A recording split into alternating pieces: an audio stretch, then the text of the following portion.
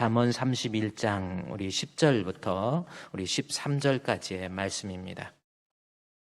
잠언 31장 10절에서 13절까지 말씀 제가 봉독해 드리겠습니다. 잠언 31장 우리 10절부터 제가 봉독합니다. 하나님의 말씀입니다. 깊이 경청해 주시기 바랍니다.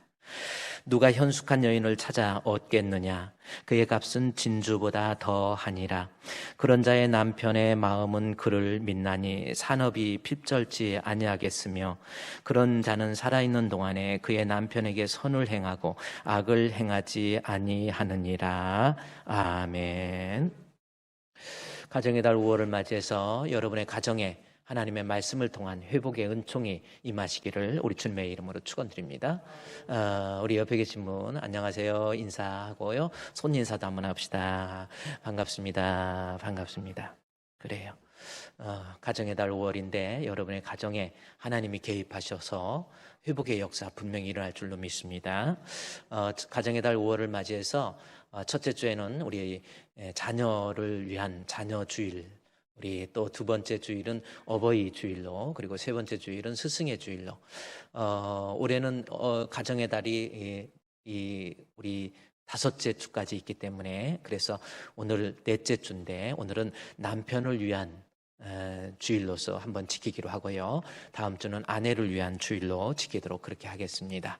오늘은 남편을 위해서 성경적으로 아내가 어떤 모습을 가져야, 어떤 모습으로 말씀으로 무장을 해야 우리의 남편이 변화되고 우리의 남편을 통해서 복 있는 가정을 이룰 수 있을까라고 하는 것, 하나님 말씀을 통해 살펴보고 은혜를 나누고자 합니다.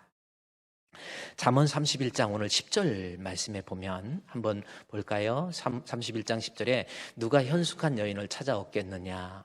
그의 값은 진주보다 더하니라 라는 말씀이 있습니다. 여기서 진주라고 하는 것은 무슨 뜻이냐면, 인간이 세상에서 가질 수 있는 가장 좋은 것을 진주로 표현하고 있는 겁니다. 그래서 진주보다, 세상의 그 어떤 것보다도, 내가 그것이 재물이 됐던 명예가 됐던 그 어떤 거라 할지라도 현숙한 아내, 현숙한 여인을 얻는 것이 가장 복 있다라고 하는 거죠. 가장 복 있는 모습은 현숙한 여인. 내가 좀 가진 것 없고 내가 좀 부족해도 현숙한 여인이 옆에 있게 되면 그 사람은 복 있는 사람이다, 그 말씀이에요. 그러면 여기서 현숙한 여인은 누구를 이야기할까라는 겁니다. 자, 현숙한 여인은 누구를 이야기할까? 우리말로 현숙한 여인으로 번역이 됐는데 저 말은 과연 무슨 뜻일까? 저 여인이 어떤 여인이길래 진주보다도 더 귀하고 더 복된가라는 거예요. 자, 그러면 오늘 본문은요, 잠언에 있는 말씀입니다. 여러분, 성경 해석학적 원리에 보면은 한참 얘기하다 보니까 마스크를 계속 끼고 하니까 좀 저기 하는데요. 여러분, 식당에 가서 이야기할 때는 마스크 끼고 식사를 하실 때는 마스크를 벗듯이, 저도 설교할 때에는, 영의 양식을 먹을 때에는 마스크를 벗어도 됩니다. 그래서 방역수칙을 우리 교회에 철저히 지키고 있으니까 그렇게 하시고, 마스크 벗어도 되지요? 네. 자, 한번 벗어봅시다. 빠져듭니다. 네. 자, 마스크 벗을 때가 더 좋습니까? 끼고 있을 때가 더 좋습니까? 요즘 마미라고 하는 게 있더라고요. 마스크 미인이라고. 마스크 끼니까 너무 예뻐가지고 너무 반해가지고 그랬는데, 조금 정이 들어서 마스크를 벗는 모습을 보고 그냥 기겁을 했다는 전설이 있어요. 그래, 여러분 기겁하지 않도록 그렇게 하시고요. 자, 오늘 이 현숙한 여인이 과연 누군가라고 하는 거예요. 이거 잠언 31장 10절에 현숙한 여인이 과연 누군가라는 것, 누구인 것 같습니까? 자, 이제 이 말씀을 통해서 한번 좀 살펴보면요, 이 잠언에 나와 있는 말씀이 현숙한 여인이라고 기록되어 있기 때문에 욥기, 시편, 잠언, 전도, 아가서, 다시 욥기, 시편, 잠언, 전도, 아가서를 시서 및 지혜서라고 합니다. 성경을 분류할 때 역사서도 있고요, 사도행전이나 역대하, 열왕기상하, 역대상, 그런 뭐 역사서도 있고, 여러 가지 서신들도 있고, 뭐 옥중서신, 바울서신, 뭐 이런 서신들이 있는데, 욥기, 시편, 잠언, 전도, 아가서를 시서 및 지혜서라고 합니다.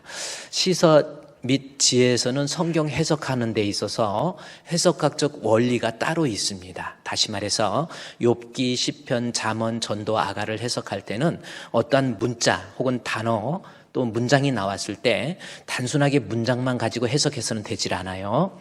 다시 말해서 이 성경이 쓰일 당시의 히브리인들, 유대인들, 또 헬라인들이 가지고 있었던 세계관은 무엇이고 그들의 사상은 무엇이고 그들의 문화는 무엇이고 그들이 가지고 있었던 문학적 특징이 무엇인가라고 하는 것을 입체적으로 알고 이 성경을 해석을 해야 그 해석이 바르게 될 수 있는 겁니다. 예를 들어서 우리 잠언 31장 10절에 누가 현숙한 여인을 얻겠느냐 했을 때 그 현숙한 여인이 과연 누구인가에 대해서는 이제 해석하기가 참 힘든 거예요. 어떤 사람은 저 현숙한 여인이 아내를 이야기한다. 또 뭐 힘 있는 사람을 얘기한다. 뭐 여러 가지 표현을 합니다.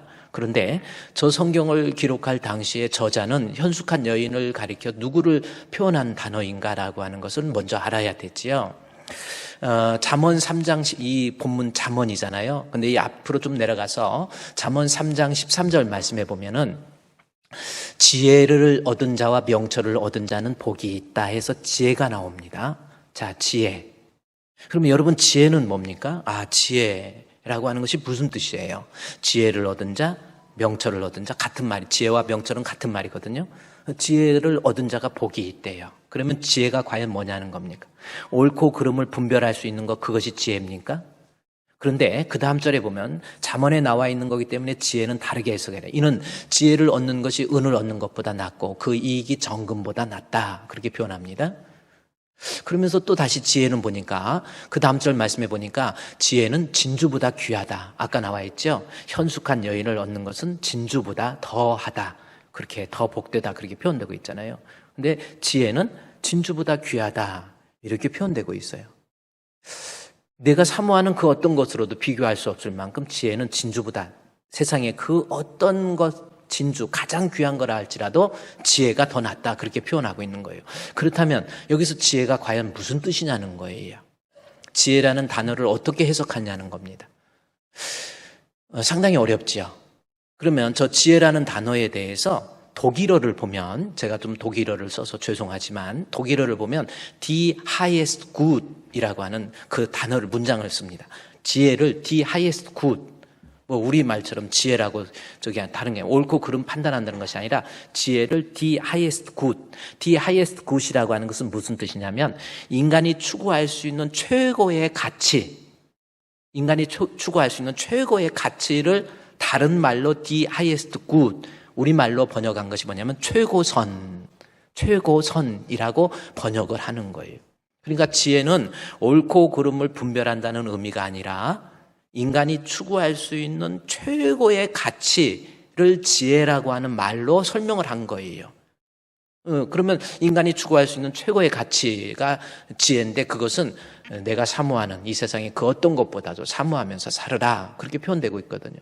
지금 저기까지 읽어도 지혜가 과연 무엇을 의미하느냐, 최고의 가치, 이 정도만 알았지 이게 무슨 뜻인지를 잘 몰라요. 그런데 그 다음에 잠언 3장 18절 말씀에 보면 어떤 말씀이냐면 지혜는 그 얻은 자에게 생명나무라, 지혜를 가진 자는 복이 있다 해서 지혜를 해석을 할 때 최고의 가치인데 이것을 지혜는 생명나무라고 표현하고 있는 것으로 봐서 이 잠언이라고 하는 것이 성경에 기록되어 있기 때문에 이 본문에 있는 지혜는 성경적 해석을 해야 돼요. 그러면 성경적 해석을 가하면 우리 인생에게 진정한 생명을 주시는 이 생명이라고 하는 것을 통해서 볼 때 지혜라고 하는 것은 본문에서는 잠언 3장에 나와 있는 지혜는 우리의 생명 대신 예수 그리스도로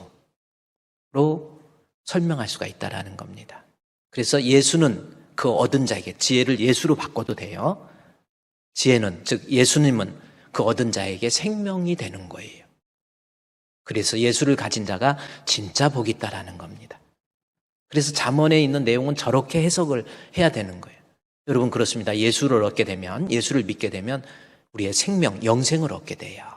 가진 것 없고 의지할 데 없고 못 배워서 예수 믿는 게 아니라 예수 믿어야 영생을 얻습니다. 아멘. 그것이 지혜의 문학 속에서 이 헬라인들에게 혹은 히브리인들에게 예수, 지혜라는 말로 예수를 지혜로 바꾼 거예요. 요한복음에서는 예수님을 이성이라고, 말씀이라고 그렇게 표현하고, 로고스라고 그렇게 표현하고 있어요. 말씀이 육신이 됐다 해서 히브리인, 헬라인들에게 있어서는 로고스라고 하는 단어로 예수를 표현한 거예요. 그렇습니다. 예수를 얻는 자가 복이 있고 예수를 얻게 되면 생명을 얻게 된다라는 겁니다.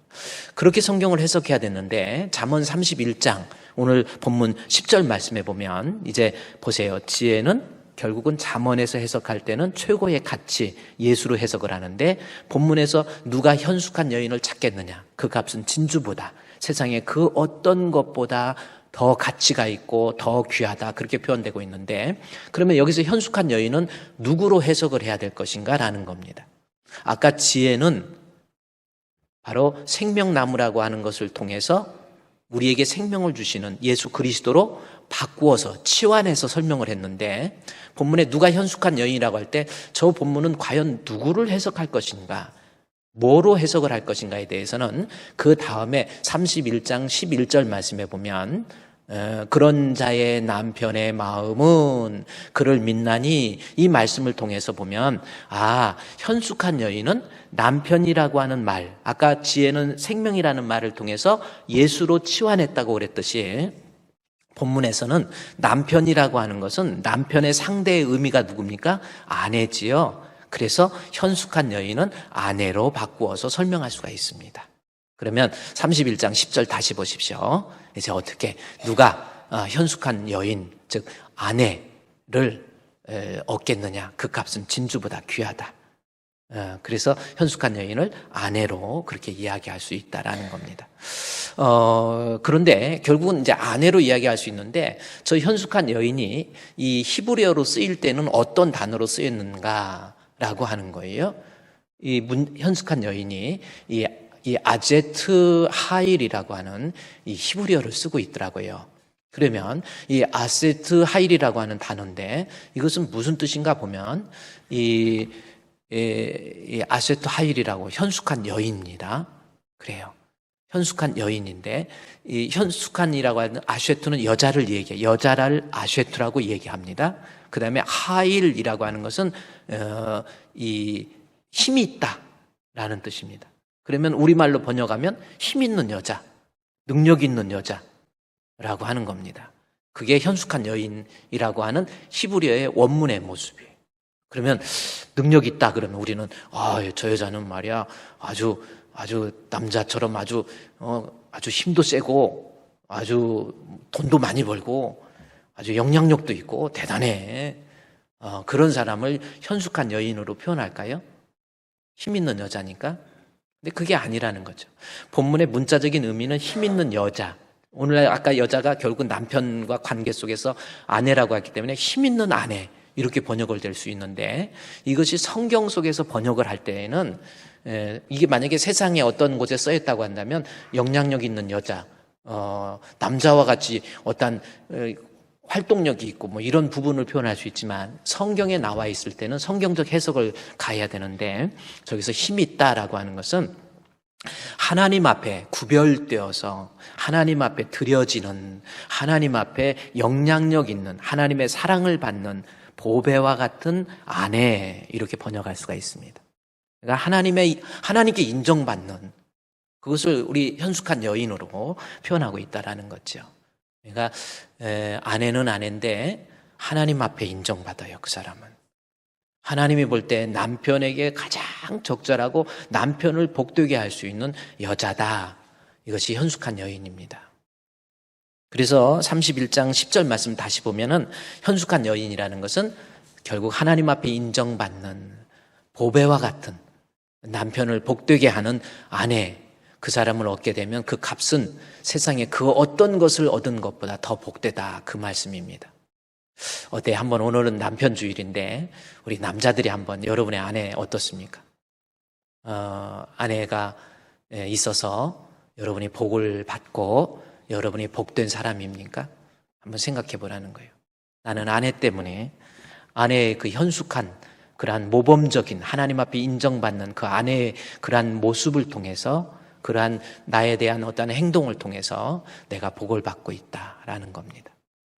오늘 좀 우리 아내들이 조금 앞으로 결혼해서 가정을 이룰 아내들도 있고 지금 결혼해서 남편을 같이 살고 있는 아내도 있는데 어때요? 아내 입장에서 여러분 하나님 앞에 인정받는 모범적인 아내입니까? 한번 생각해 보라는 거죠. 본문에서 현숙한 아내를 얘기하면서 여기 11절 말씀에 보면 그의 남편, 그러니까 현숙한 여인은 남편의 마음은 그를 믿을 수 있게 해줘요. 남편이 마음적으로 아내 때문에 고마워하고 감사하고 나는 아내 때문에 이렇게 참 잘 됐어 하고 아내에 대해서 마음으로 신뢰하고 믿는 거예요. 그게 현숙한 여인의 모습입니다. 또 조금 더 내려가면요, 23절 말씀에 보면은 그 현숙한 여인 때문에 그의 남편은 그 땅의 장로들과 함께 성문에 앉으며 사람들의 인정을 받게 되는 거예요. 그러니까 아내가 잘하니까 마음적으로도 든든하고 참 아내한테 고맙고 아내가 너무 지혜로운 거예요. 그래서 잘 보필을 하고 좋은 배필이 되어서 당당해지는 거예요. 사람이 밖에 나가서도 현숙한 아내가 있으니까 어디 나가서도 남편이 주눅들지 않고요. 남편이 당당해지는 거예요. 그래서 사회에 나가서도 세상에 나가서도 영향력 있는 사람들과 대화도 하고 남편을 그렇게 만든 거라니까요. 아내가 그 땅의 장로들과 함께 그것도 성문에서 앉아서 그만큼 우리 남편이 내가 잘해서 남편을 이렇게 만들어 놓은 거예요. 사람들에게도 참 인정받아요. 아내 때문에. 아내가 그렇게 현숙한 아내의 특징을 본문에서 이야기합니다. 나중에요, 이 28절 말씀에 보면요, 28절 말씀에 보면은 자식들이 일어나서 감사하고, 현숙한 아내의 특징은 남편뿐만이 아니라 자식이 일어나서 우리 엄마가 최고야. 그게 현숙한 아내라는, 하나님이 볼 때 모범적인 아내의 모습, 자식들한테 인정받는 거예요. 나는 우리 엄마 때문에 내가 이렇게 잘 됐어. 나 우리 엄마가 너무 좋아. 나 우리 엄마 때문에 내가 이렇게 믿음 생활하고 있어. 자식들에게도 자식들이 일어나서 그것도 아주 경외하는 마음 가지고 엄마 고마워요. 엄마 감사해요. 엄마 사랑해요. 우리 아이들이 그런 엄마, 그런 아내가 되었다는 거죠. 그리고 자식에게도 인정받고 남편에게 또 칭찬 들어요. 참 우리 아내가 최고야 하고 칭찬 들어요. 얼마나 칭찬하냐면요, 저 남편도 참 시적인 남편이더라고요. 그 다음 절 말씀해 보니까 남편이 아내를 향해서 덕행이 있는 여자가 많이 있지만 그대는 모든 여자보다 뛰어나다 하느니라. 참 이런 고백 괜찮지 않습니까? 남편이 아내를 향해서 야 여보, 세상에 덕행이 있는 여자도 많이 있는데 그대는, 그것도 자기 있는다도 아니야. 어떤 사람은 아내 이름을 막 갖다 막 부르고 그러기도 하는데 그러지 마시고 그대는 참 모든 여자보다 뛰어나요. 한번 우리 남편이 아내를 보고 그대는 모든 여자보다 정말 뛰어납니다. 내가 다시 태어나도 나 당신과 결혼할 거예요 라고 할 만큼 아내가 남편에게 인정받고 있지 않습니까? 그게 현숙한 여인. 결국은 잠언 31장 10절 말씀에 현숙한 여인이 누구인가라고 하는 거에 대해서 살펴봤더니 문자적인 의미를 보면 하나님께 인정받는 의미예요. 하나님께 인정받는 아내. 그렇죠? 그리고 성경에서 어떻게 활용되고 있는가 봤더니 하나님께 인정받아서 남편의 마음속에서 그 아내를 믿게 되고, 아내가 남편을 잘 보필해서 남편이 바보 같은 남편도 밖에 나가서 장로들과 대화를 하고 이야기를 할 만큼 아주 그래서 남편을 그냥 멋있게 만들어 놓는 거예요. 여러분 한번 생각해 보세요. 우리 오늘 남편 주일이니까 아내들 생각해 보세요. 나 만나서 여러분 지금 있는 남편이 멋있어졌습니까? 옛날 사진 한번 보세요. 옛날 결혼하기 전에 째째째 했는데 결혼하고 난 다음에 내가 당신 만나서 이렇게 멋지게 됐어. 그런 사람 손 한번 들어보세요. 저밖에 안 들었어. 저도 모르겠어요. 이사하면서 집안 정리하고 이제 하면서 버려야 될 게 되게 많잖아요. 그래서 앨범 정리를 툭 하고 버릴 거 버리는데, 야, 결혼하기 전에 대학생 때 그때 막 사진을 보니까 막 혁띠를 여기다 맸어. 혁띠를 여기다 맸고 머리도 이렇게 길고요. 추리닝에 또 구두 신고 있고. 그래서 그런데 지금 몇십 년이 흐르고 난 다음에 지금 보니까 그때보다 지금이 훨씬 더 스마트하고 아름답고 멋있더라고요. 누구 때문에? 네? 네가 잘나서 그래 그거예요? 아니면 아내 때문? 그렇습니까? 그래요. 여러분, 그러니까 좋은 아내, 현숙한 아내를 만나서 밖에 나가서 장로들과 이야기할 만큼 영향력 있고, 그 다음에 우리 아들들이, 우리 딸들이 우리 엄마 너무너무 좋아. 엄마 때문에 내가 하나님 알게 됐고, 엄마 때문에 내가 하나님 믿게 돼서 엄마 사랑해요. 엄마 존경해요. 그게 바로 현숙한 아내의 모습이 될 수 있다라는 거지요. 우리 주분교회의 여자들, 그런 아내가 앞으로 될 여자들도 그렇고요. 남편에게 정말 복을 안겨줄 수 있는, 그래서 남편이 생각할 때마다 세상에 살면서 힘들고 어렵고 짜증날 때 아내만 생각하면 가슴이 편해지면서 덕행이 있는 여자는 많으나 그대는 모든 여자보다 가장 아름답다. 아멘하는 남편이 딱 하나 있었어요. 너무나 예쁘고 아름답고 마음이 예쁘고 아름답고, 그래서 아내가 남편이 생각할 때 너무 아름다우면 영어로 감탄문 써요. What a beautiful, how a beautiful. 거기다가 what beautiful 해도 되는데 what a를 쓰면요, 그것도 강조하는 거잖아요. 하나밖에 없는 정말 세상에서 가장 아름다운 what a beautiful. 얼마나 좋습니까? 그런 아내, 현숙한 아내 되시기를 주의 이름으로 축원드립니다. 안 되겠어요?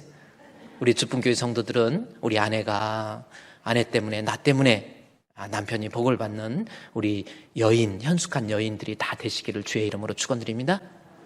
네. 아멘이 작으니까 저 설교 그만하고.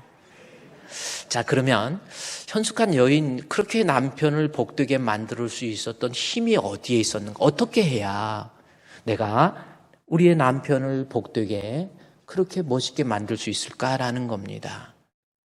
아멘은 했고 하고는 싶은데, 목사님, 그러면 나도 어떻게 해야 지금에 있는 남편, 또 앞으로 우리 결혼해서 섬기게 될 우리 남편, 어떻게 해야 내가 좋은 아내가 될 수 있나요? 물으신다면 어떻게 해야 돼요? 내가 노력해서 힘써서 아내한테, 남편한테 막 살다가 보면요, 이제 처음에는 좋았는데 나중에는요 막 그냥 예쁜 것도 한꺼풀이고요. 그것도 그런가 보다. 그렇게 될 때 남편이 막 짜증내고 그러면 그때는 어떡할 거예요? 그래요. 그럼에도 불구하고 남편과 좋은 관계 유지할 수 있는 방법, 현숙한 아내가 되어서 남편을 복되게 할 수 있는 방법이 뭐냐는 거지요. 자, 본문에서 이야기합니다. 우리 잠언 31장, 여러분 잘 보세요. 이 방법을 잘 우리 보면 31장 10절, 현숙한 여인, 그 값은 진주보다 귀하다 그랬지요. 그러면서 11절에 그런 자의 남편은 그를 믿고 가정의 산업도 또 하는 일도 잘 돼서 가난해지게 되는 일도 없고 막 이런 표현입니다. 그러면서 그렇게 현숙한 여인이 될 수 있는 방법이 뭔가 하더니 12절에 나와 있어요. 이렇게 하라는 거예요. 12절. 우리 아내들 잘 보세요. 그런 자는 살아있는 동안에 그의 남편에게 선을 행하고 악을 행하지 아니하느니라. 정말 좋은 방법은 뭐예요? 선을 행하라는 거죠. 그게 현숙한 여인이에요. 남편에게 내가 선을 행하고 악을 행하지 말라라는 겁니다. 그러면 선을 행하는 모습이 될 때 내가 우리 남편을 변화시키고 감동시키고 우리 남편으로 하여금 복 있는 남편 만든다고 그랬는데, 그러면 선을 행하고 악을 행하지 않는다. 이게 무슨 뜻이냐는 거죠. 그냥 좋은 일만 막 하고, 그럼 선이 뭐예요? 막 좋은 옷도 사주고 맛있는 음식도 사주고 막 이런 것만 선인가요? 여기서 선이 뭘까라는 해석이 또 힘들게 내려져야 되는 내용이잖아요. 그러면 여기서 선이 뭔지 성경은 성경으로 해석을 하는 것이 가장 좋습니다. 그래서 성경에서 부부와의 관계 속에서 남편에게 선을 행하는 아내의 모습은 무엇을 말하는 건가라는 거죠. 이 성경이 베드로전서 3장 6절 말씀에 기록되어 있더라는 거지요. 그래서 이제 여러분이 한번 우리 다 성경을 한번 봐서 히브리서, 야고보서, 베드로전서가 있는데 베드로전서 3장의 말씀에 가도록 하겠습니다. 베드로전서 3장 이제 여러분이 펴놓고요. 이제는 내가 내 남편에게 선을 행하게 되면 바보 같은 남편도 정말 인정받고 복 있는 가정을 이끌어갈 수 있는 남편이 될 수 있다라고 하는 건데, 아내로서 남편에게 선을 행하는 것은 무엇을 이야기하는 건지 성경에서 보니까 3장 6절입니다. 누가 나옵니까? 사라는 아브라함의 아내예요. 아브라함의 아내 사라가 아브라함을 주로 칭해서 뭐라고 그랬어요? 순종한 것 같이 너희도 뭐라고 했어요? 아내가 남편에게 선을 행하고 나와 있잖아요. 근데 선을 행하는 것이 뭐라고 그랬어요? 뭐 하는 것 같이?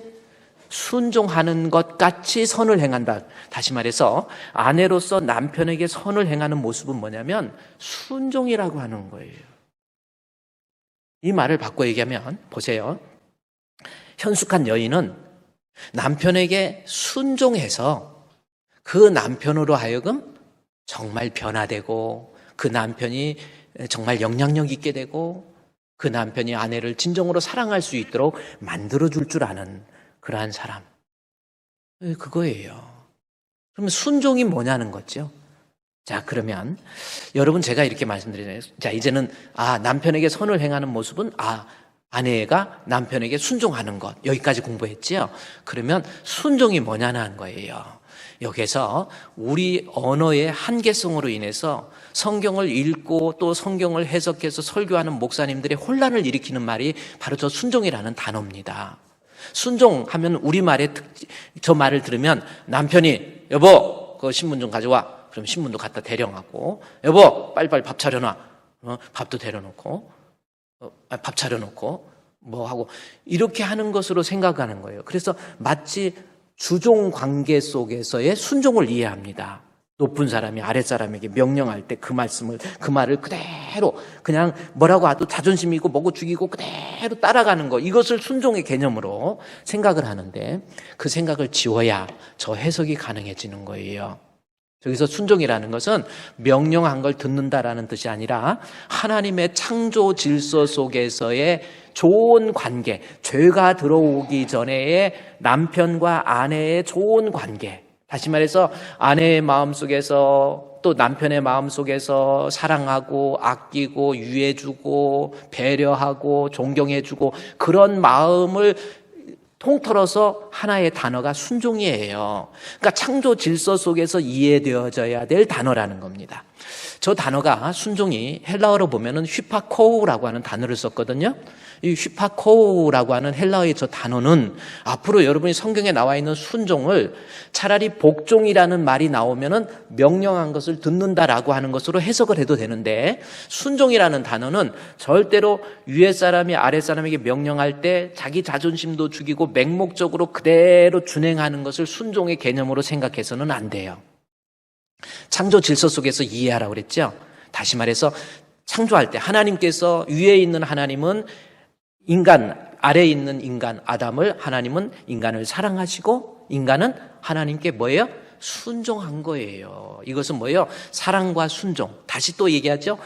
부모는 자식을 사랑하고, 성경에 나오죠. 부모는 내 자녀를 사랑하고, 자녀는 부모에게 뭐 하라고 했어요? 순종하고. 그 부모의 말을 그대로, 명령을 우리말이 가지고 있는 순종의 개념 속에서 이해해가지고 부모의 명령을 그대로 따라가라, 이런 뜻이 아니라니까요. 부모와 좋은 관계 유지할, 부모의 마음, 자식의 마음 속에서 부모를 원망하고 미워하고 증오하고 안 보려고 하고 이런 마음 버리고, 그런 뜻이에요, 순종이.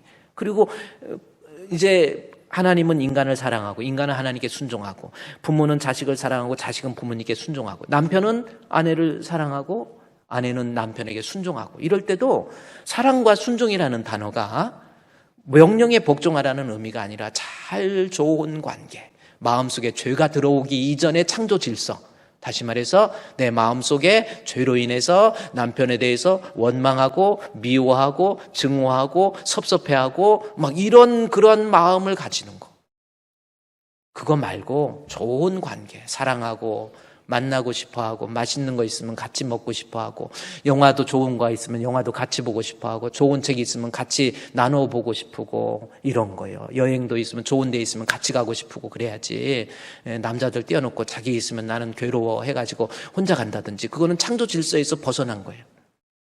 그래서 남자들 그러니까 남편에 대해서 좋은 마음, 그게 창조 질서의 순종이라는 거죠. 그러면 결국은 무슨 뜻이냐면 하나님 앞에 순종이라고 해서, 그러니까 조금 남편이 못났어도, 자, 그래서 우리 베드로전서 3장에 이제 보십시오. 베드로전서 3장에 보면, 그래서 선을 행한다라는 것은 순종, 다시 말해서 명령에 복종하는 것이 아니라 원망, 미움, 다툼 버리고 사랑하고 아끼고 유해주고 배려하고 또 존중해주고, 이런 마음이 순종이라니까요.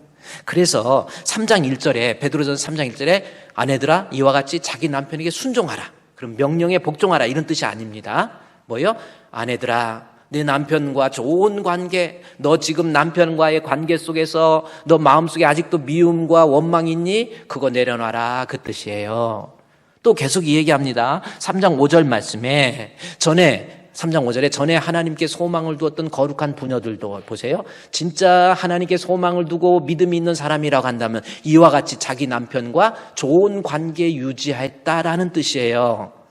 진짜 믿음이 있어서 하나님과 좋은 관계를 유지하고 있었다라는 겁니다. 심지어 6절 말씀에 보면은 사라가 아브라함을 주라칭하여, 그렇게 나오죠.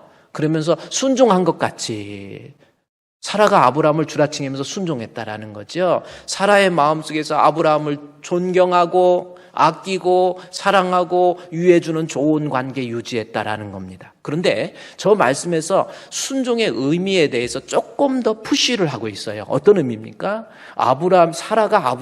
사라는 아브라함의 부인이잖아요. 아브라함의 부인이 아브라함을 주라칭했대요. 아브라함을 주여 하고 했다라는 거예요. 자기 남편인데 주여 그랬다라는 거예요. 그런데 저 말씀을 왜 저기에 기록됐느냐고 한다면 생각을 해보세요. 아브라함이 과연 사라로부터 그렇게 존경받을 남편이었습니까? 어때요, 여러분? 한번 생각해 보세요. 진짜 아브라함 못됐어요. 제가 이렇게 표현하면 이 아집사님은 해도 너무해요. 자기만 알고 아니 이기적이고 어떻게 그렇게 합니까? 대표적인 예를 보면요, 창세기 12장에 보면 어떤 내용이 나오면 11절 말씀에서 보면요, 창세기 12장 11절에 그가 애굽에 가까이 이르렀을 때에 요 말씀이 나옵니다. 요 말씀은 뭐냐면 12장 전반부에서 어떤 내용이 나오냐면 아브라함이 사라와 결혼해서 살다가 처음에는 그렇게 살았는데 흉년이 드는 거예요. 그래서 가나안 땅 지역에서는 비가 잘 내리지 않으니까 자꾸 남쪽 세겜 땅에서부터 가정을 이루어가지고 아브라함이 이제 가나안 땅에 세겜 땅에 살다 밑으로 내려와요. 내려오다가 보니까, 왜냐하면 계속 가물고 비가 안 오니까, 그러다가 보니까 안 되겠어. 이제는 저기 바로 왕이 다스리고 영향력이 미치고 있는 애굽 땅 쪽으로까지 가야 거기에 나일강이 있고 그 나일강에서 흐르는 그 푸른 그 물의 공급으로 인해서 초원이 있고 거기로 가야 될 것 같아요. 그래서 아브라함이 애굽으로 내려가는 거예요. 살다가 어려운 일이 생기니까 힘드니까 부부가 어떻게 해요? 여보, 우리 저쪽에 내려가서 살자 해가지고 내려가서 이제 사는 거예요. 애굽에 내려가려고 하는데 아브라함이 아내를 데리고 애굽에 가면은 이제 먹을 것도 있을 것 같고 좋은 것 같아서 이제 손잡고 갑니다. 가는데 가다가 보니까 아브라함의 마음속에서 생각이 나요. 뭐가 생각이 나요? 아브라함의 아내가 사라가 너무 이뻐요. 그러니까 그때 족장 시대 때 부족의 족장들이 아내를 빼앗고 막 그러잖아요. 그런데 살기 위해서 내려는 가야 되는데 아내가 너무 이뻐. 그러니까 아브라함이 생각을 해요. 여보, 거기 가면은 바로라고 하는 사람이, 영향력 있는 사람이 있는데 자기가 너무 이쁘잖아. 그래서 내가 내려가면은 분명히 그 바로가 당신 빼앗을 것 같아. 그러니까 그때 어떻게 해야 돼? 여러분 같으면 어떻게 하겠어요? 살기 위해서 내려가는데 거기 내려가면 아내를 줘야 돼. 아내 뺏겨야 돼. 그럴 때 어떻게 하냐? 창세기 12장 11절 지우지 마세요. 11절 13절 지금 중요한 얘기하는데 지워버려. 아브라함 하는 거 보세요. 그의 아내 사라에게 말하되 내가 알기에 그대는 너무나도 아리따운 여자야. 그 다음에 뭐라고 하세요? 방법을 찾아냅니다. 그 다음 절 말씀에 보면은 뭐라고 그럽니까? 그가 애굽에 이르렀을 때 애굽 사람이 그대를 볼 때에 이른 그의 아내라 하여 나는 죽이고 그대는 살릴 것 같아. 당신 너무 이쁘니까 나 죽여버리고 당신 살릴 것 같아. 그러니까 방법이 있어. 뭐라고 그래요? 그 다음 절 말씀에 보니까 아브라함이 원하건대 내가 좀 부탁을 할게. 뭘 부탁하는가 보세요. 나를 당신 누이라고 해. 그러니까 당신이 내 동생이라고 그러고 나 오빠라고 그래. 오빠. 이제부터 여보 부르면 오빠라고 불러. 그래야 내가 지금 살 수 있단 말이야. 당신 오빠라고 해. 그리고 가서 바로랑 가서 놀다가 와. 이런 분이 아브라함이야. 진짜 못됐잖아요. 여러분 어떻게 생각해요? 여러분 진짜 어떻게 할 것 같아요? 우리 아내 이런 상황이 생기면 어떡해요? 저한테 한번 물어봐 주세요. 나 어떡할 거냐? 저는 만약에 살기 위해서 어쩔 수 없이 내려간다고 그런다면, 아내를 주고 자기가 살 수 있다고 그런다면, 저 같으면 제가 또 2단 옆발차기도 좀 하니까 가서 바로왕을 2단 옆발차기로 뱅뱅뱅뱅 돌면서 쓰러뜨리든지, 그게 안 될 것 같으면 여보 우리 죽는 한이 있더라도 나 당신 놓을 수 없어. 당신 빼앗길 수 없어. 당신은 내 분신과 같아. 우리 굶어 죽더라도 여기서 그냥 가만히 깔고 살자. 아마 난 그럴 수 있을 것 같아. 여기 아내가 있으니까 또 이렇게 얘기해야 되죠. 아브라함 정말 못됐어요. 아무리 그래도 그렇게까지는 안 하더라도 아내를 어떻게 자기 나 누이라고 내 동생이라고 그래? 내가 위험해졌잖아. 그걸 보는 아내가 어떤 생각을 했을 것 같아. 사라의 마음속에서 아이고 저 인간 저거 아니 지 살겠다고 나를 여러분 어떤 마음이 들겠습니까? 그런데 베드로전서 3장 6절 말씀해 보니까 3장 6절 베드로전서 3장 6절에 사라가 아브라함을 그렇게 바보같이 그렇게 내 마음에 자존심 다 긁어놓고 나를 인간 취급도 안 해줬던 이에 아브라함을 향해서 아브라함을 주여. 이게 가능하냐는 거예요. 지금 이것은요, 이때 당시에 아마 이때 베드로 전서를 기록할 당시에 AD 64년 정도 됐지요. 이때 당시나 지금이나 부부가 같이 살다가 보면 아내 입장에서 나는 이거 받아들일 수 없어. 이 남편 생각하는 거 보세요, 목사님. 이 남편 말하는 거 보세요. 얼마나 내 자존심을 긁었는지요. 내 마음에 못지 박혔어요. 이렇게 상담하는 분도 많아요. 여러분 이렇게 다 평안한 것 같죠? 아니 목사님 우리 남편은요 진짜 남의 편이지 내 편이 아니에요. 바로 편이지 내 편이 아니야. 그래가지고 괴롭고 힘들어하고 정말 말을 제대로 합니까? 생각을 제대로 합니까? 말도 함부로 해가지고 생각도 이상한 생각 가지고 그냥 아내를 구박하고 성격이 이상해가지고 아내 두고두고 힘들게 하는 거예요. 그래서 제가 못된 사람 만날 바야 혼자 사는 게 낫다고 그러잖아요. 아주 성격 남자들 이상한 사람 많아요. 아주 얼마나 속이 막 좁은지 그냥 어쩌다가 그냥 어떤 사람이 냉장고 문에다가요 1층, 2층 그 캐비넷 있잖아요. 거기에다가 1층에 여기 물은 몇 층에 있다 이걸 다 그림으로 그려놓고 거기다 냉장고 앞에다 붙여놨더라는 거예요. 왜 그랬냐 그랬더니 남편이 냉장고 열어갖고 물이 어디 있지 하고 찾으면 전기세 나가니까 가갖고 냉장고 앞에 딱 서서 물이 어디 있지? 여기 있구나. 얼른 열어서 빡 빼고 그런 남자도 있어요. 진짜 속이요 밴댕이 소갈마리 같이 이런 사람들이 말하는 것도요 막 아내를 막 무시하면서 막 함부로 말하고 뭐야 막 그러고요. 성질은 불 같아요. 그래갖고 신앙은 들어가고 거기에 성령의 불까지 붙어가지고 막 하고 막 잃어버린 날. 그러니 아내 입장에서 너무 비통한 거예요. 막 행동하는 거 보면 막 집어 던지고 술 먹고 동네 사람하고 툭 하면 싸우고 오고. 참. 그런 남편한테 순종할 수 있어요? 순종이 뭐예요? 좋은 감정 가질 수 있습니까? 그래도 사랑하고 아끼고 위해주고 그럴 수 있냐는 거예요. 그런데 베드로전서 3장 6절에 여러분 아무리 그런 남편이라도 아브라함만 하겠어요? 따라합시다. 아브라함만 하겠냐?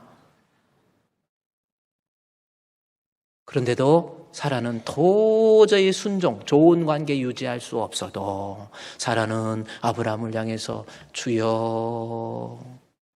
그게 선이라는 거예요. 하나님 앞에 선행한다는 게 다른 게 아니라는 거예요. 바보 같은 남편, 이해할 수 없는 남편, 정말로 옹졸한 남편, 정말로 나를 힘들게 하고 나를 괴롭게 하고 때로는요 막 매질까 손질까지 때리고 막. 여러분 지금까지 한번 아내 때리고 그런 사람 손 한번 들어보세요. 그거 진짜 못된 놈입니다. 있을 수 없는 일이에요. 사람이여 때린다. 이거는요, 맞아서 아프다는 의미보다 모욕적인 의미가 더 큰 거예요. 있을 수 없는 일이에요. 바보 같은 남편. 내가 저 남편하고 지금 몇 년을 살았어요, 목사님. 나 정신력으로 살고 있어요, 지금. 이러죠? 사람만 하겠냐 이거예요. 그런데도 사라는 선을 행했다. 다시 말해서 마음속에 원망, 미움이 있었지만 그래도 남편을 만들고 고치고 수리해서 남편을 좋은 남편으로 만들었다라는 뜻이에요. 복의 근원으로 만들었다라는 겁니다.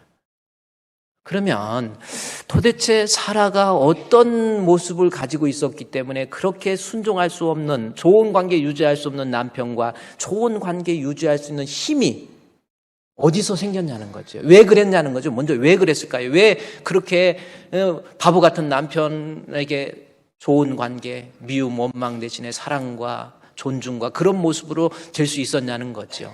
그 이유는 3장 1절에 나와 있어요. 그 이유는 아내들아 이와 같이 자기 남편에게 좋은 관계 유지하라. 이는 이유가 뭐예요? 혹 말씀을 순종하지 않는 자라도 말로 말미암지 않고 행실로 말미암아 내 남편이 구원받게 하려 합니다. 이 말씀이 나옵니다. 이 말씀은 이 본문의 내용을 이해하기 위해서는 이때 당시의 역사적 배경을 조금 이해를 해야 돼요.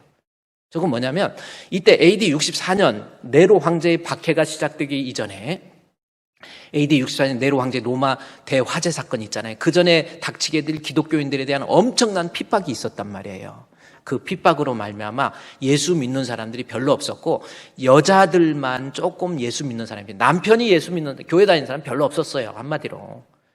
그런데 오늘 본문의 말씀에 아내들아 자기 남편과 좋은 관계 유지해라. 정말 이해할 수 없는 남편이라도 내가 참고 좋은 관계 유지하라. 이유는 뭐예요? 혹 남편이 교회를 안 다니고 하나님을 모르는 사람인데 너의 그 아름다운 모습으로 인해서, 너의 그 신앙으로 인해서, 너의 그 믿음으로 인해서 남편의 마음에 감동을 주라라는 뜻이에요. 말로 말고 네 행동으로, 아내의 행동 때문에 남편이 감동을 하는 거예요. 이야, 내가 잘못했어. 우리 아내한테 내가 해도 너무했지. 여보 미안해 이러는 거예요. 남편을 내 행동으로, 내 지혜로 바보 같은 남편, 정말 못된 남편 만들으라는 거예요. 좋은 남편으로 고치라는 거예요. 뭘로? 내 행실로. 여러분, 창세기 2장 18절 말씀해 보면 아내가 어떤 존재로 창조되었는지가 나옵니다. 아내의 기원, 그렇죠? 오리진 오브 와이프라고 하는 겁니다. 아내의 기원, 아내가 어떻게 해서 창조됐는지 보면은 창세기 2장 18절 말씀에서 아내로 하여금 인간을 창조해, 여호와 하나님이 혼자 사는 것이 좋지 않아서 하와를 만드는데, 아내를 만드는데 그를 위해서 돕는 배필이라는 표현을 합니다. 그러니까 아내는 어떻게 해서 하나님이 만들었냐면 남편을 도우라고 만든 거예요. 자, 아내는 남편 도우라고 하나님이, 원래 아내는 남편 도우라고 만든 거예요. 돕는 배필로 하나님이 지었다라는 겁니다. 그러면 이 얘기하면 어떤 사람은 여권 신장을 위해서, 아니 목사님 여자하고 남자하고 평등한데 무슨 우리가 뭐 여자로서 태어났다고 왜 남편을 도와야 됩니까? 이렇게 말할 수 있는데 우리는 뭐 왜 이렇게 하나님이 그렇게 만들었어요? 이렇게 생각할 수 있는데 아니에요. 돕는 배필이라는 것, 제가 작년인가 재작년인가 얘기했지만은 내가 누구를 도울 수 있다라는 것은 힘 있는 사람이 연약한 사람을 돕는 거예요. 그렇죠? 연약한 사람이 힘 있는 사람을 어떻게 도와요? 제가 그러면서 표현을 했잖아요. 똘똘이가 띨띨이를 돕습니까? 띨띨이가 똘똘이를 돕습니까? 잘 이해가 안 가요? 띨띨한 사람은 똘똘이를 도울 수가 없어요. 지도 띨띨한데 지가 똘똘해야, 지가 더 지혜롭고 힘이 있어야 도울 수 있는 거예요. 그래서 돕는 배필이라는 것은 하나님께서 인간을 창조할 때, 아내를 창조할 때 아내가 남편보다 훨씬 지혜롭고 훨씬 능력 있고, 아까 그래서 아쉐투라고 하는, 아쉐투 하일이라고 현숙한 여인, 뭐 힘 있는 여자라는 게 그거야 말이에요. 정말 알고 보면 아내가 더 지혜롭고, 아내가 더 슬기롭고, 아내가 더 신앙 있고, 아내가 더 믿음 있고, 그래서 힘 있는 사람이기 때문에 내 행실로 남편을 감동시키라는 겁니다. 그러니까 남편은, 따라합시다. 남편은 띨띨이다. 따라하세요. 남편은 나보다 더 띨띨이다. 따라서 가르쳐야 돼. 내가 가르치는, 내 행실이 지혜로운 행실로서 남편을 가리키는. 남편은요, 단순해요. 단무지라고 하잖아요. 단순 무식. 단순 무식해가지고, 그래, 남자들은 그래서 걸어갈 때도 남자들은 시선이 딱 한 15도밖에 안 된대요. 그래서 어떤 아내가, 우리 남편은 지나가다요, 이쁜 여자, 치마 짧은 여자 있으면 쭉 따라가고 이렇게 돌아본다는 거야. 그래서 이 남편이 그런다고 그러는데, 남자만 그러나요? 여자도 마찬가지. 여자도 이렇게 저같이 여러분같이 멋있는 사람이 지나가면 쭉 쳐다보는데 고개만 안 움직이는 거예요. 이렇게 쳐다보면 눈동자 다 돌리고 보고 간다는 거예요. 그 이유가 뭔지 아세요? 남자는 멀리 볼 수 있는 각도가 15도밖에 안 된대요. 근데 여자는 360도, 90도는 4도 다 봐, 다. 이렇게 봐. 그래서 머리만 안 돌렸지 다 본 거야, 멋있는 사람. 그래서 그게 하나님이 창조할 때 남자는 멀리 보고 사냥을 하게 만들고 아내는 세밀하게 이렇게 고개 일일이 다 안 돌려도 다 벌써 보는 거예요. 그래서 설거지 하면서 연속극 보고 연속극 보면서 설거지하고 다 막 별거 다 하잖아요. 그래서 아내는요, 이게 막, 어떤 때는 막 설거지 하면서 연속 보고 막 하면서 또 뭐 발판으로는 눌러갖고 물 나오게 하고 막 손으로 닦고 뭐 하고 다 해요. 여자들이 훨씬 하나님이 남자를 먼저 만들었고 여자를 나중에 만들었잖아요. 여자가 훨씬 신제품이기 때문에 여러분 갤럭시 8하고 갤럭시 9하고도 차이가 신제품이 훨씬 좋아요. 그리고 남자는 흙으로 만들었고 여자는 뼈로 만들었잖아요. 본 차이 나잖아. 본. 그러니까 차이가 안 나. 그러니까 여자가 훨씬 나. 그러니까 여자는 그것을 알고요. 내 바보 같은 남편에 대해서 불평하지 말고 내 행동으로 감동시키려니까요. 나도 예수 믿고 싶어. 당신이 믿는 예수님 믿고 싶어. 이렇게 감동시키라는 거. 이것이 오늘 과제라니까요. 여러분 한번 생각해봐요. 어느 남편이 부부가 결혼해서 살다가 실증이 나는 거예요. 살다가 보면은 다 실증도 나고 여러분 그러는 거예요. 이뻐도 조금 지나면은 이쁜가 보다 그러는 거죠. 막 계속 이쁘고 막 이 10년, 20년 가도 이쁜 거 아니에요. 이쁜 거 한꺼풀이에요. 그렇잖아요. 안 그래요? 그래도 이쁜 게 좋지요? 그래, 근데 세월이 가다 이쁘니까 남자의 마음속에 이 남자는 단순무직이라고 했잖아. 그래가지고 다른 직장 다니면서 다른 여자들 보니까 막 더 이쁜 것 같고 그래갖고 눈 실금실금 돌리면서 이러니까 그러더니 안 되겠다. 집에 오니까 아내가 너무 초라해 보이고 그렇게 이뻤던 아내인데 이제 싫어지는 거예요. 사랑은 하나거든요. 내가 다른 걸 사랑하면 돈을 사랑하면 주님이 싫어지는 거고 이 여자 사랑하면 그 여자가 싫어지는 거예요. 사랑은 하나라고 하잖아요. 에릭 프롬이 얘기한 겁니다. The Art of Loving이라고 하는 책에서 에릭 프롬이 사랑은 하나예요. 내가 누구를 사랑하면 분명히 그 사랑은 다른 데로 옮겨가게 돼 있다. 그러니까 아내를 점점 실증이 나니까 그러다가 직장 생활 하다가 어느 날 가갖고 이혼 서류를 딱 갖고 가고 여보 우리 이혼하자 사인해. 딱 남자가 그러는 거예요. 그러니까 그 아내가 뭐라고 그러는지 아세요? 내가 영상을 보고 얘기하는 건데 아내가 뭐라고 그러는지 아세요? 이혼하자. 딱 그러니까 아내가 누구 쳐다보더니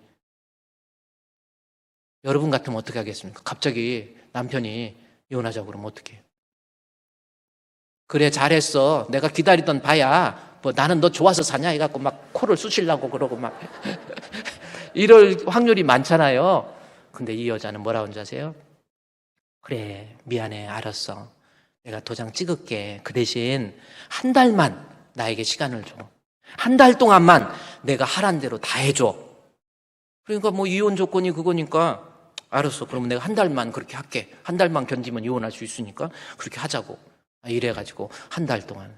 근데 이 여자가요. 그때부터 하나님 앞에 기도하면서 그때부터요. 이게 여자가요. 그러니까 이게 지혜란 말이에요. 남자를 감동시키는 거예요. 뭐라고 하는지 아세요? 한 달 동안은 내가 하란 대로 하기로 했으니까 회사 갈 때 그냥 가지 마. 나 안아주고 가. 회사 갈 때. 옛날에는 그냥 나갔는데 안아주는 것도 이제 정신력으로 안는 거지. 가고 그 다음에 만나면 사랑한다고 얘기해. 할 수 없이 사랑해 막 이러는 거예요. 뭐하면 미안해 얘기해. 미안해.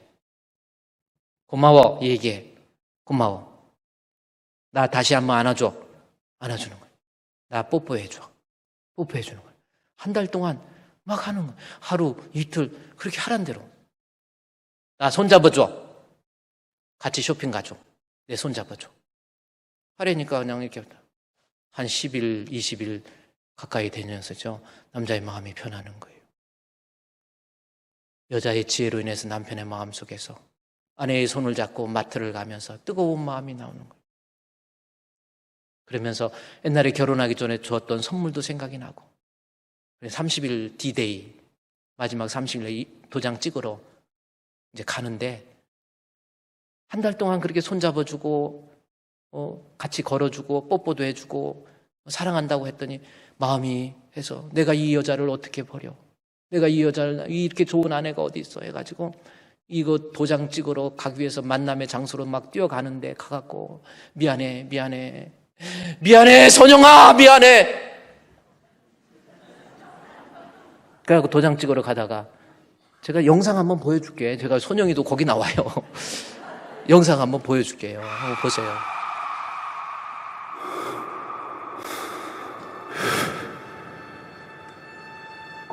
우리의 연애와 신혼은 다른 커플들처럼 마냥 행복했었다.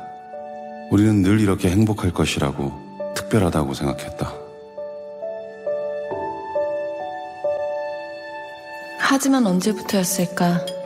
우리는 서로에게 익숙해지고 서로의 사랑을 확인하려 하지 않았다. 자, 고마워. 오늘은 우리의 결혼 기념일. 뭐 좀 마실래? 매년 챙기지만 이미 습관이 되어버린 이날.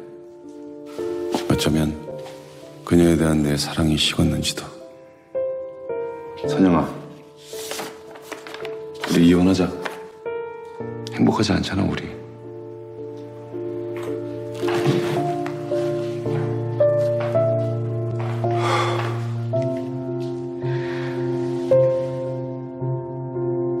나 밤새 많이 생각해 봤는데 딱 한 달 동안만 내가 요구하는 행동들을 무조건 따라줬으면 좋겠어.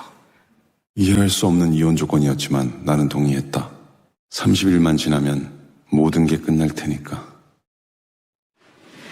그냥 가는 거야? 나 안아주고 가야지. 손 한 번만 잡아줄래? 사랑한다는 말이 듣고 싶어. 사랑해.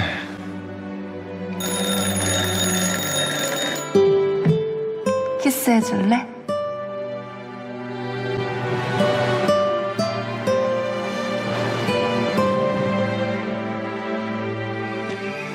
매일 밤 산책을 하고 손잡아줄래? 살며시 눈을 맞추고 가만히 바라보다가 어느새 입을 맞추고 나는 매일 그에게 안아달라고, 키스해달라고, 손잡아달라고, 사랑한다 말해달라고 요구했다. 시간이 지날수록 그동안 잊고 있었던 그녀의 사랑과 보살핌을 다시 느끼기 시작했다. 나는 여태 그러한 것들을 너무 당연하게 여겼었다. 어느새 입을 맞추고 노을에 비친 그대가 수줍게 내게 기대어 키 작은 속삭임에 너를 대리님, 제가 여자친구한테 프로포즈 해야 되는데 대리님 어떻게 하셨어요? 프로포즈? 네. 글쎄. 내가 어떻게 했었지? 내가 약속할게. 매일매일 당신 손을 잡고 포옹을 하고 입을 맞추고 사랑한다 말할게. 나랑 결혼해 줄래?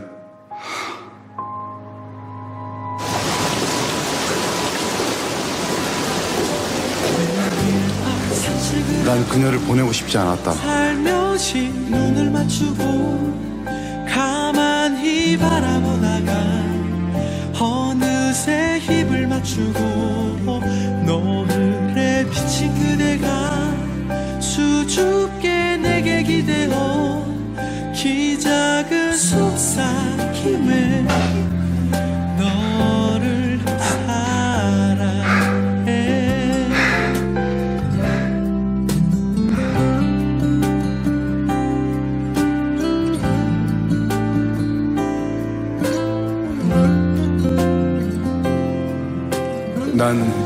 다시 찾아야 했다.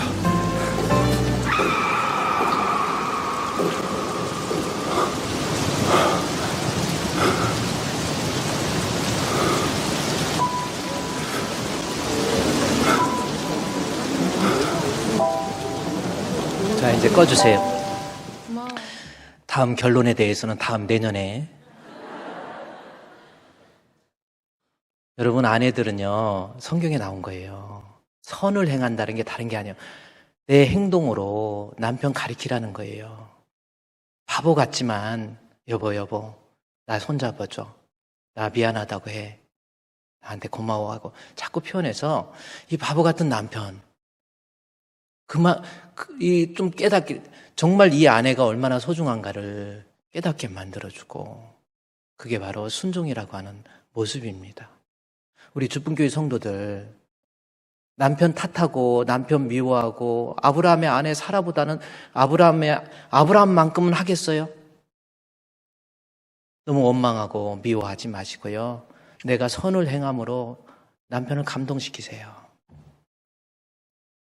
그래서 남편으로 하여금 여보 내가 미안해. 여보 나도 당신 나가는 교회 갈게. 그렇게 하라는 거죠.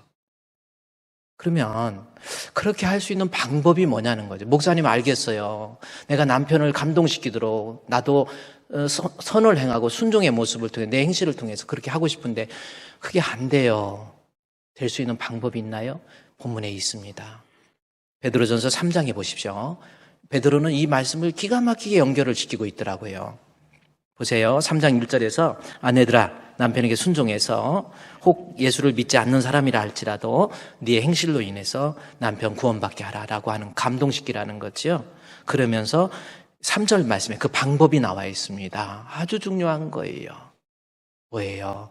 너희 단장은 머리를 꾸미고 금을 차고 아름다운 옷을 입는 외모로 하지 말고 여기 보면 단장이라는 것이 나와요. 그리고 또 내려가 보면 5절 말씀해 보십시오. 전에 하나님께 소망을 두었던 거룩한 부녀들도 이와 같이 자기 남편에게 순종함으로 자기를 뭐 했다고 그랬어요? 단장했다라는 말이 나옵니다. 그렇죠? 그러니까 이 단장이라는 말을 통해서 다시 3장 우리 3절 말씀에 단장을 통해서 남편을 감동시키라는 거예요. 그런데 이 단장이 그럼 무슨 뜻인가 봤더니 본문에 보니까 머리를 꾸미고 금을 차고 아름다운 옷을 입는 외모로 하지 않는 거라고 그렇게 표현됐기 때문에 우리가 단장하면은 화장하고 또 좋은 옷 입고 막 보석 뚫뚫 감고 막 목걸이 막 이렇게 하고 막 귀걸이 막 이 해가지고 막 그네 타고 싶은 마음 들도록 그렇게 하고 이게 그 단장을 얘기하는 게 아니라는 거예요. 그러면 여기서 단장이 뭘까? 저도 궁금하더라고요.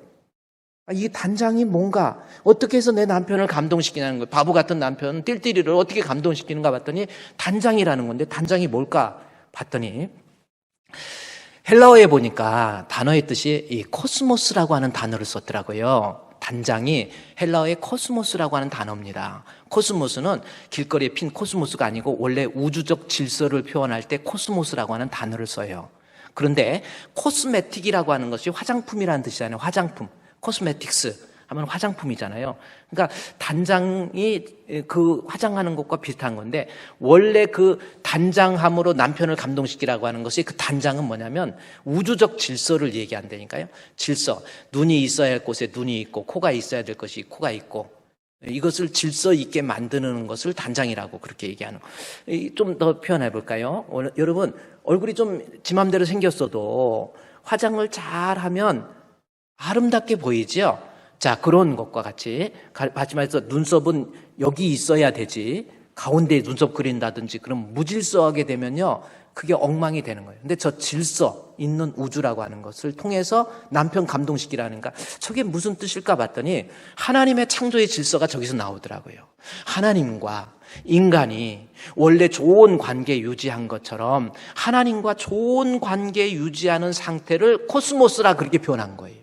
그래서 남편을 감동시킬 수 있는 방법은 아내가 하나님과 좋은 관계! 정말 남편을 위해서 좀 기도도 좀 하고 남편 직장 생활하고 나가 있는데 아내로서 남편을 위해서 얼마나 기도했습니까?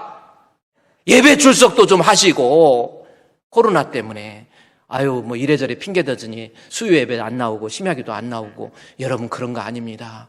하나님 앞에 정말 단장한다는 게 뭐예요? 하나님과의 관계가 가장 좋은 모습으로 하나님 앞에 예배드리고 하나님 앞에 찬송도 하고, 주를 위한 일이라고 한다면 봉사리 교회 일이라고 한다면 만사도 제껴놓고 하나님 앞에 일도 하고 봉사도 하고 기도도 하고 찬송도 하고, 이런 모습을 통해서 하나님과의 좋은 영적 관계, 그로 인해서 내가 신앙으로 단장이 되고 나면 남편의 마음을 감동시킬 수 있는 그러한 사람이 될 수 있다라는 거예요.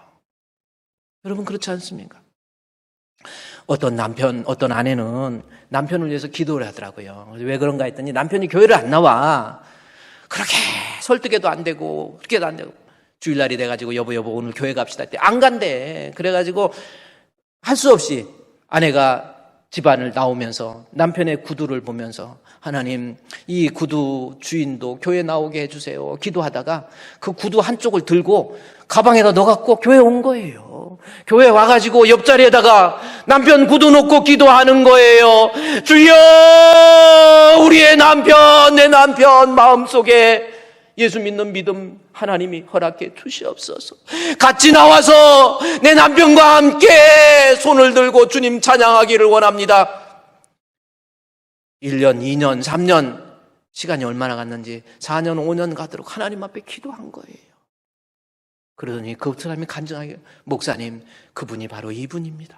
자기 옆에 앉아있더라는 거예요. 남편 위해서 얼마나 기도했습니까? 남편의 신앙 때문에, 남편의 일 때문에. 그래요. 기도해야 될 사람이 기도 안 해. 자녀를 위해서는 얼마나 기도하고 있습니까? 현숙한 아내는 자식들에게도 칭찬을 듣느니라 그랬잖아요. 내가 코스메인, 이 코스모스 영적으로 무장을 해서 나로 인해서 남편이 복을 받고 나로 인해서 내 자식들이 복을 받을 수 있도록. 제가 이렇게 신앙생활 하면서 보면은 참 남편은 죽도록 살겠다고 이리 뛰고 저리 뛰고 얼마나 하는지 몰라요.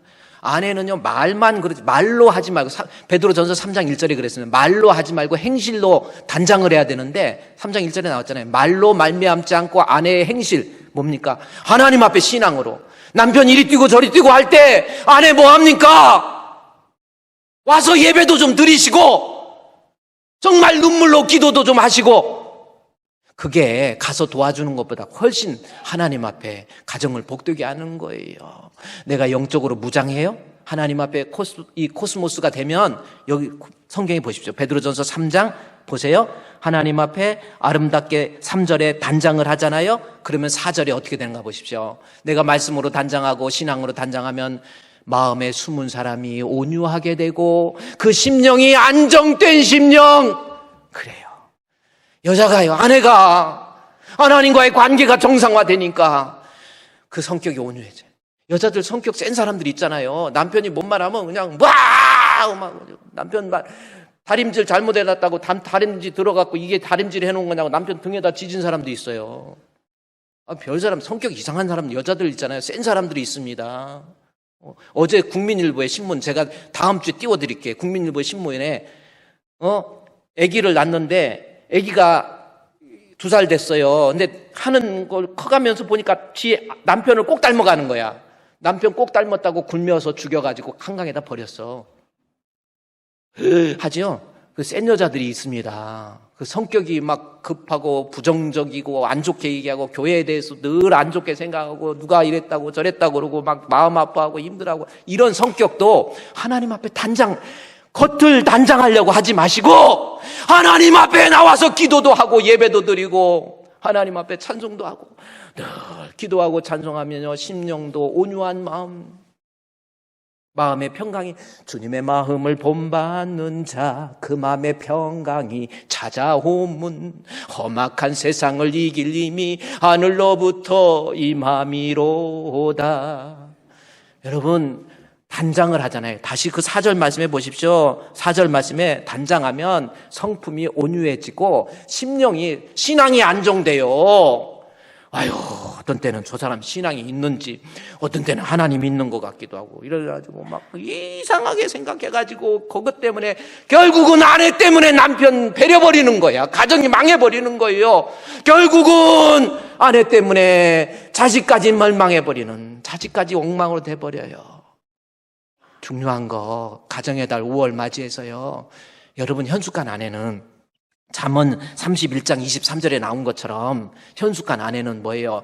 자식이 일어나서 잠언 31장 23절 말씀입니다. 거기 보니까 장로두가 성경 읽으며 마지막에 또 거기에 보면은 28절 말씀인가요? 31장 28절 말씀해 보십시오. 자식이 일어나. 현숙한 아내는 남편뿐만 아니라 자식이 일어나서 감사하고 남편은 칭찬하고 이러잖아요. 부인으로서, 아내로서 가정 망치겠습니까? 한번 생각해 보세요. 다른 거 아니에요. 왼수 같은 남편이니까 난 못해요. 여러분 그거 아닙니까? 아니에요. 단장하세요. 외적인 단장보다 내가 하나님과의 관계, 좋은 관계 유지해서 하나님 앞에 예배, 하나님 앞에 기도, 하나님 앞에 찬양, 신앙으로 무장하면 남편의 마음을 감동시킵니다. 자식들에게 은혜가 줘요. 자식들 망가뜨리고 그러지 마세요. 원인이 뭔지 찾아보세요. 왜 우리 가정이 이렇게 힘듭니까?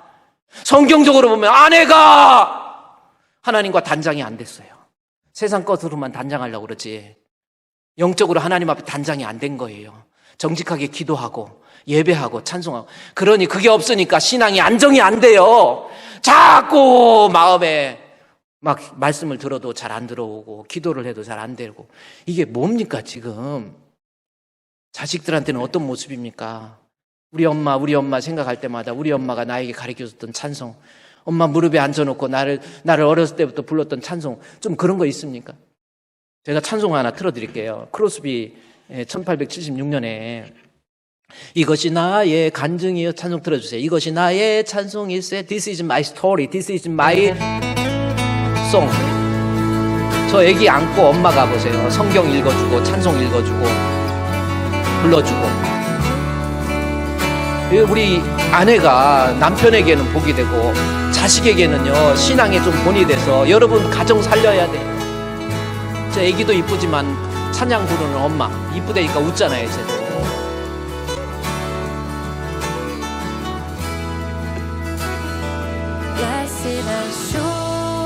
Blessed Assurance라는 게 뭐예요? 축복이 보장되는 거예요. 예수 그리스도한테 보장된 축복이. 엄마가 아가 안고 찬송하고 성경 읽어주고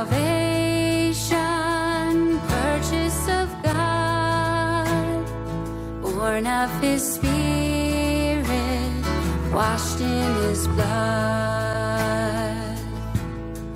This is my story. This is my story. This is my song. 이것이 나의 간증이요. 이것이 나의 찬송. All the day long. 죽을 때까지 구원의 주를 찬양하고 얼마나 좋습니까?